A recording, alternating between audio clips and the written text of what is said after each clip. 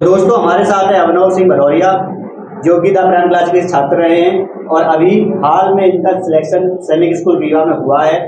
सबसे पहले तो इनको बहुत बधाई।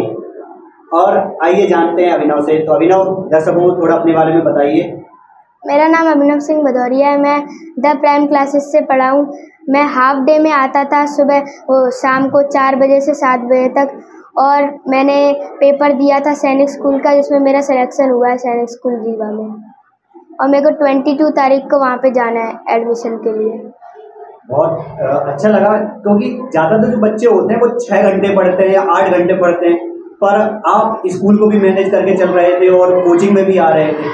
तो आपने ऐसे कैसे समय निकाला कि सिलेक्शन भी ले लिया और स्कूल भी आपका डिस्टर्ब नहीं हुआ?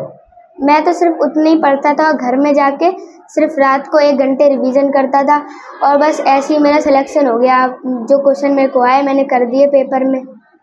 तो द प्राइम क्लासेस ने आपको कैसे टिप्स एंड ट्रिक दी कि आप 3 घंटे की कोचिंग में सिलेक्शन ले पाए? उनने बोला जैसे अगर पेपर में ऑप्शन आते हैं तो ऑप्शन को एलिमिनेट करके आंसर ढूंढा करो, और भी बहुत सारी टिप्स दी थी।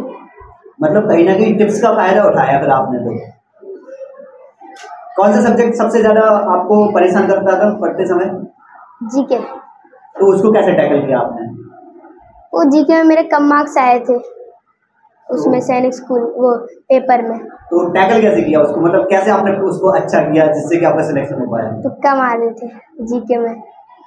और कुछ और टिप्स मिली थी क्या? हाँ, यही एलिमिनेट की। और गणित के लिए आपका क्या ख्याल है, क्योंकि काफ़ी बच्चों का जो कठिन सब्जेक्ट लगता है उन्हें वो मैथमेटिक्स लगता है। तो मैं जब घर जाता था तब मेरे को पापा मैथ पढ़ा देते थे, और मतलब पापा ने मेरे को बहुत सारी ट्रिक्स बताई थी मैथ की, जल्दी कैलकुलेशन करने की, तो इसलिए मेरे मैथ में ज़्यादा मार्क्स आए थे। टीचर ने क्या बताया था? टीचर ने ही पढ़ाया था, मतलब जो पढ़ाते थे उसकी और शॉर्ट ट्रिक बताते थे पापा, क्योंकि REMC के एग्ज़ाम में तो सॉल्यूशन देना होता है, इसमें सिर्फ ऑप्शन टिक करने होते थे, तो ट्रिक से हो जाते थे। अच्छा। और द प्राइम क्लासेस के टीचर्स का आपके प्रति कैसा व्यवहार था? अच्छा था, सब लोग मेरे को अच्छा बोलते थे, सब लोग अच्छा पढ़ाते थे और सब कुछ अच्छा था वैसे कोचिंग में। तो कभी डिमोटिवेट हुए हो, क्योंकि काफ़ी बच्चे 6 घंटे पढ़ाई कर रहे हैं, आप 3 घंटे पढ़ाई कर रहे हो? हाँ, मेरा फर्स्ट राउंड में नाम नहीं आया था, तब मैं डिमोटिवेट हुआ था। नहीं, आप परीक्षा के मतलब तैयारी के दौरान कभी डिमोटिवेट हुए हो? नहीं, टीचर्स मेरे को रोज़ मोटिवेट करते रहते थे हर टाइम, जिससे काफ़ी मतलब फ़ायदा हुआ आपको।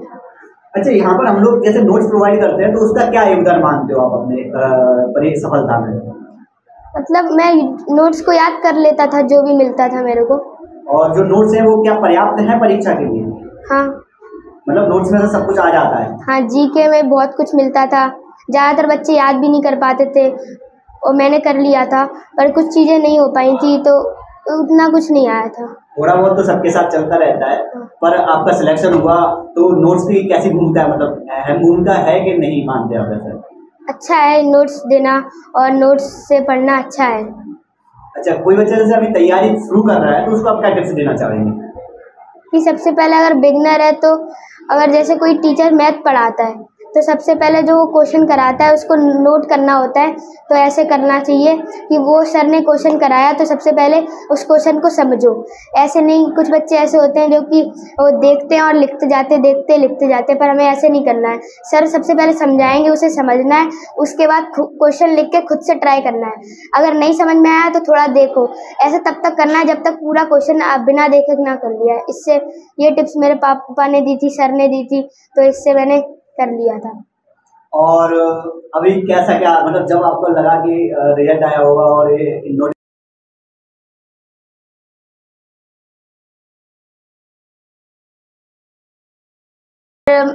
अरविंद सर को फ़ोन लगाया था कि ये बच्चे का हमारा सिलेक्शन हो गया, पापा ने कहा था, तो अरविंद सर ने कहा था आज आ जाना, तो मैं आज आ गया था और यहाँ पे मेरा इंटरव्यू हो रहा है। अच्छा, तो ऐसा मतलब आप तो फिर भागने चले थे किसी और जगह? हाँ, मेरे को ऐसा लग रहा था कि अब राउंड 5 आ गया है तो अब मेरा सिलेक्शन नहीं होगा, लेकिन हो जाता है। हाँ, हो गया था। तो ऐसा मतलब आप मानते हैं कि द प्राइम क्लासेस भी पर्याप्त है, किसी और की जाने की आवश्यकता नहीं पड़ी? हाँ है। अच्छा। मेरे को जहाँ तक लगता है कि ग्वालियर की तो बेस्ट अकेडमी है द प्राइम क्लासेस। बाकी जगह आप गए नहीं होंगे अभी? नहीं, अभी नहीं गया मैं। तो जहाँ तक आपने देखा वहाँ से बहुत बढ़िया लगा आपको? हाँ, ये कोचिंग अच्छी है। आगे क्या एम्बिशन है आपके लाइफ में, क्या मतलब कौन सी फील्ड में ज्वाइन करना चाहेंगे? मुझे NSG कमांडो बनना है। इंडियन आर्मी में जाना चाहेंगे? हाँ, स्पेशल फोर्सेस में। अच्छा, NSG कैसे आप इंस्पायर हुए इसके लिए? वो मेरे को मूवी से इंस्पायर हुआ। मैं कई मूवी देखी है जिसमें आर्म फोर्सेस के बारे में बताया गया है। कई बार मैं आर्म फोर्सेस की मूवी देखता हूँ तो मैं आर्मी में जाने के लिए सोचता हूँ। कभी मैं जैसे कोई गेम्स की मूवी देख लेता हूँ तो उनके बाद सोचता हूँ। फिर मेरा ज़्यादातर मेरे परिवार में लोग आर्मी में ही हैं तो मैं भी आर्मी में ही जाना चाहता हूँ। अच्छा, आपको पता है सैनिक स्कूल रीवा से अभी कौन कौन सी महान हस्तियाँ निकल के आ रही हैं? हाँ, जो अभी चीफ डिफेंस ऑफ स्टाफ बने आर्मी के और नेवी के, वो उसी सैनिक स्कूल रीवा से ही पढ़े थे। मतलब इतने बड़े पदों पर जो व्यक्ति गए हैं वो सैनिक स्कूल रीवा ने उनको तैयार किया है, तो कहीं ना कहीं आपका भी ये मानना है कि सैनिक स्कूल रीवा भी आपको उस पद के लिए तैयार कर सकती है? बिल्कुल। तो आप भी NSG कमांडो से ऊपर चीफ ऑफ डिफेंस स्टाफ या आर्मी स्टाफ तक जाना चाहेंगे? हाँ, वो तो मैं जाना चाहूँगा, पर अभी मैंने इतना सोचा नहीं। अभी मैं छोटा हूँ थोड़ा, बाद में सोचूंगा इसके बारे में। अच्छा, यहाँ पर पढ़ते समय कौन सा सब्जेक्ट आपको सबसे फेवरेट लगता था? मेरे को मैथ और इंग्लिश लगता था, और बाद में फिर इंग्लिश अच्छा हो गया था मेरा। इंग्लिश फेवरेट लगने लगा था जब पेपर नज़दीक आ रहा था।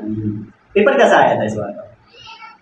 मतलब इजी आया था पेपर, कुछ नहीं था ज़्यादा, पर GK में मेरे कुछ क्वेश्चन थे। एक रीजनिंग में जो क्वेश्चन था उसमें 2 लॉजिक लग रहे थे, तो मेरा जो लॉजिक लग रहा था मेरा वो वाला गलत हो गया। ऐसे कुछ क्वेश्चन थे, पर इजी था पेपर सैनिक का। अच्छा, इजी था, फिर भी बहुत से बच्चों का नहीं हो पाया, तो क्या मतलब आपका क्या मानना है उनका क्यों नहीं हो पाया? वो तो उनकी गलती है, वो नहीं पढ़ते होंगे, वो रिवाइज नहीं करते होंगे, या फिर वो ऐसे करते होंगे सिर्फ पढ़ते रहते होंगे तो पीछे का भूल जाते होंगे और रिवाइज नहीं करते होंगे, इसलिए उनका नहीं हुआ होगा।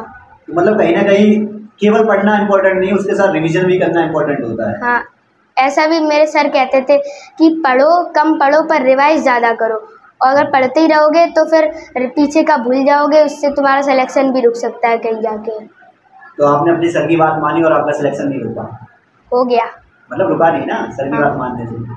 अगर नहीं मानते तो आप भी उनकी कैटेगरी में आ जाते। अच्छा, तो अभी आप पहले से NSG में है, और भी गेम वगैरह में जाने का है क्या आपका? हाँ, मुझे क्रिकेट भी पसंद है, फुटबॉल भी पसंद है, पर अभी मैं ग्राउंड में जा नहीं पाता हूँ क्रिकेट में। तैयारी करते समय क्या आप इन सब चीज़ों के प्रति टाइम निकाल पाते थे?